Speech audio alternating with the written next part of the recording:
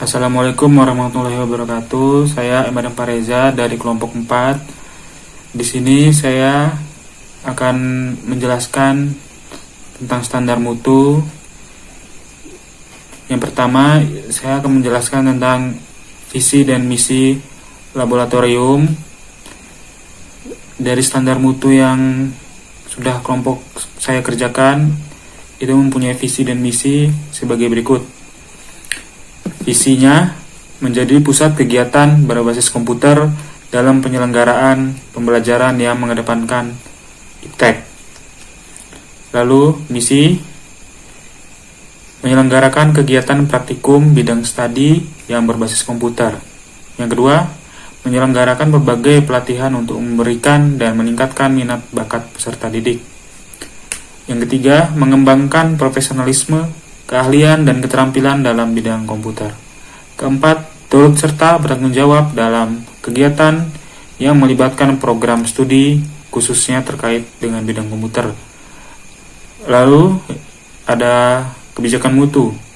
Kebijakan mutu dari kelompok yang sudah kami buat yaitu sesuai dengan visi dan misinya, pengelola laboratorium bertekad untuk memberikan kenyamanan dan kepuasan peserta didik, diantaranya meningkatkan kualitas tenaga pengajar sesuai dengan kualifikasi yang berlaku, meningkatkan pelayanan kepada peserta didik sesuai dengan persyaratan yang telah ditentukan dengan pelayanan yang profesional secara terus-menerus. Ketiga, meningkatkan mutu pendidikan sesuai dengan kebutuhan pasar nasional maupun internasional. Keempat, meningkatkan pembinaan dalam hal minat bakat dan menjadi tenaga profesional nantinya. Nama saya Dewi Ayu Lestari, NPM 1813025008. Selanjutnya, saya akan menjelaskan tentang sasaran mutu laboratorium komputer. Jadi, dalam rangka peningkatan berkelanjutan dan pencapaian kepuasan pelanggan terhadap mutu hasil pengujian parameter kualitas laboratorium komputer, maka laboratorium tersebut menetapkan 5 sasaran mutu. Yang pertama yaitu menetapkan tenaga pengajar yang mempunyai kompetensi di bidangnya masing-masing. Yang kedua, memiliki sarana dan prasarana serta fasilitas pendidikan yang quality system atau QSS. Yang ketiga yaitu melaksanakan kurikulum operasional sesuai standar nasional maupun standar internasional. Yang keempat yaitu menyediakan sumber daya manusia yang prima dan profesional. Yang kelima yaitu penggunaan komputer untuk peserta didik hanya bisa maksimal 30 orang. Assalamualaikum warahmatullahi wabarakatuh. Saya Genis Priantoro. Di sini saya akan menjelaskan tentang analisis resiko.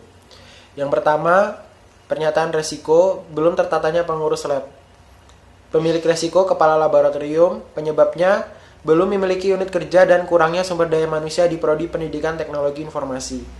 Dampak pada pencapaian tujuannya adalah semua tugas tidak berjalan dengan baik serta semua tugas hanya dikerjakan oleh kepala laboratorium.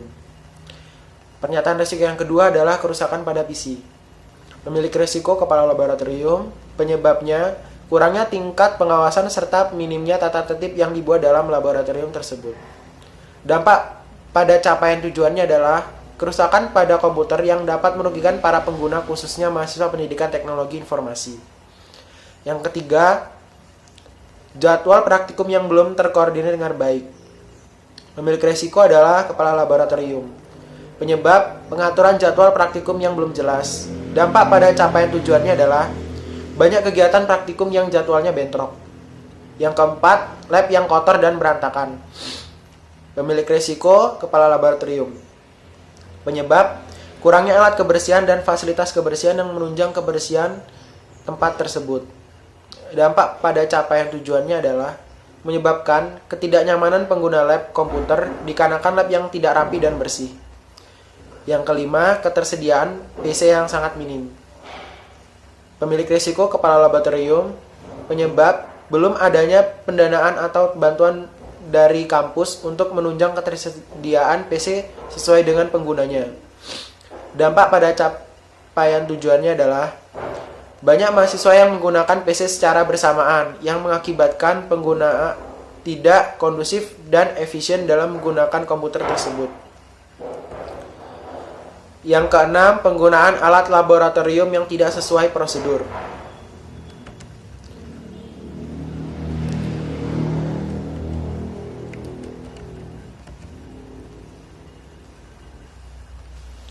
Pemilik resiko, kepala laboratorium.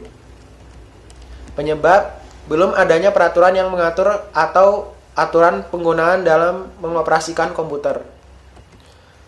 Dampak pada capaian tujuan, kecelakaan pada pengguna dan pada alat-alat laboratorium. Yang ketujuh, belum adanya kesadaran diri dalam menggunakan komputer secara profesional. Pemilik resiko, kepala laboratorium.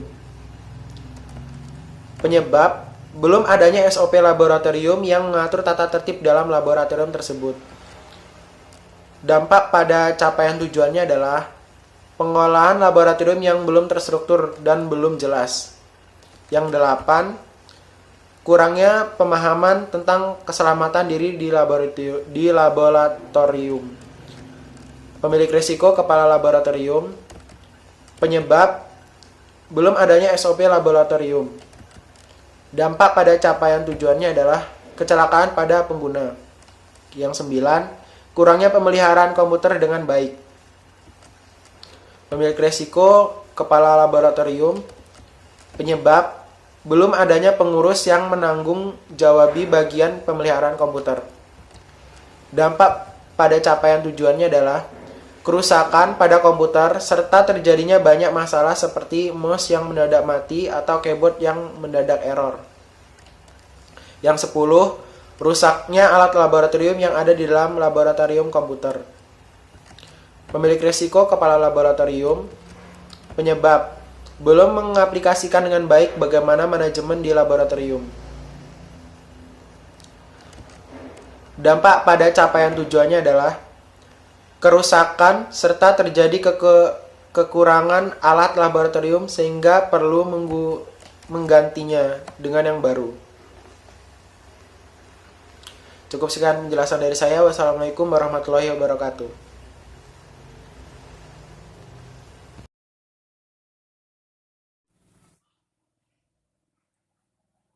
Oke. Saya Enggaran Pratama. Sini saya akan menjelaskan tentang survei pelanggan laboratorium. Maksud survei kepuasan pelanggan adalah sebagai acuan dan standar bagi laboratorium terhadap pelayanan jasa laboratorium. Tujuannya untuk mengetahui tingkat kepuasan pelanggan dan mengetahui kinerja pelayanan jasa laboratorium. Manfaat survei kepuasan pelanggan diantaranya 1. Mengukur indeks kepuasan. 2. Menentukan kebutuhan, keinginan, persyaratan, dan harapan pelanggan. Yang ketiga, sebagai acuan perbaikan kinerja. Dan yang terakhir, menunjukkan komunikasi dan komitmen terhadap pelanggan.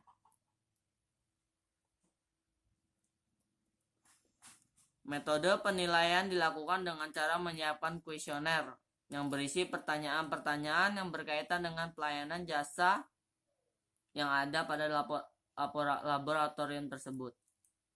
Rating nilainya yaitu sangat baik yaitu 5 poin, baik 4 poin, cukup baik 3 poin, tidak baik 2 poin, dan sangat tidak baik 1 poin.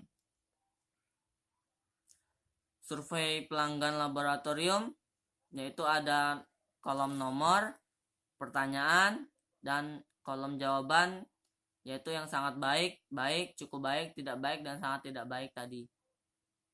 Contoh pertanyaannya, yang pertama kecukupan fasilitas lab. Yang kedua kemudahan koneksi internet. Yang ketiga adanya peraturan lab.